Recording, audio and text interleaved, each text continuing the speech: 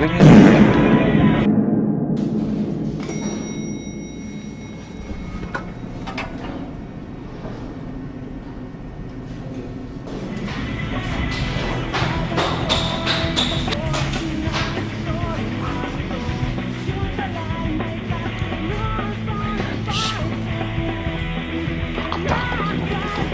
Daming tattoo.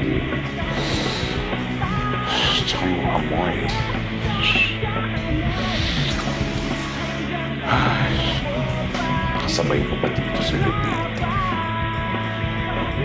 Laki-laki pa. Hindi kami magkakasya.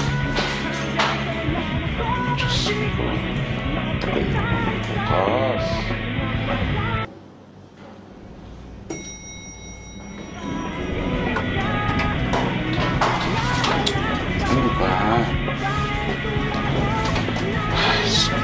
Sabay pa.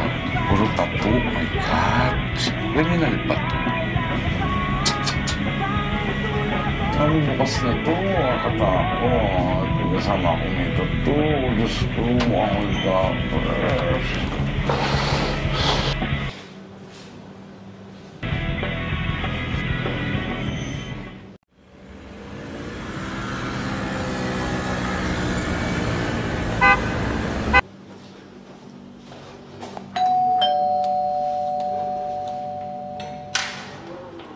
Aplikante po?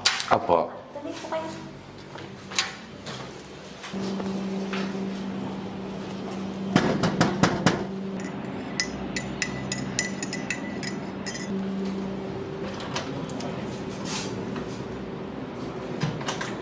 Good afternoon po.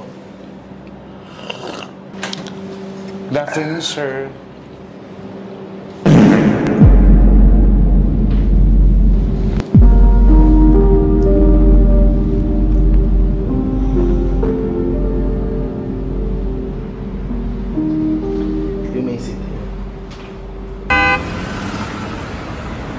So, nag-a-apply ka bilang? Secretary po, sir. Secretary. Can I have your CV, please?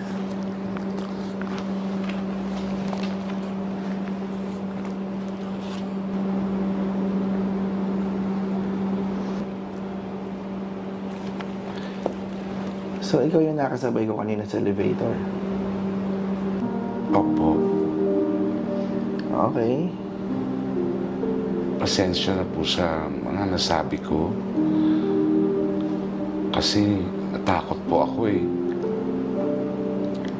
Akala ko pa po kasi kapag may tattoo masamang tao, pagpasensyahan niyo na po ako.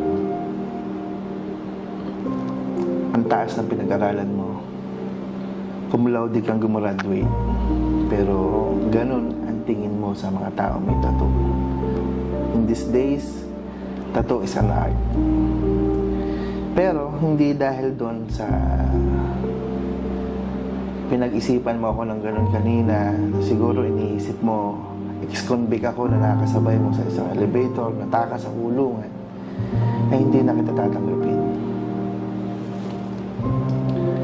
Gusto ko tatanggapin kita, pero hihilingin ko lamang sa iyo na ibahin mo sana ang pagtingin mo sa mga taong may tattoo. Salamat po. Salamat. Simula ngayon, babaguhin ko na po ang aking perception pagdating sa may mga tattoo. Well, in that case, welcome to my company. Salamat po talaga, sir. Pasensya na po kayo sa nagawa ko.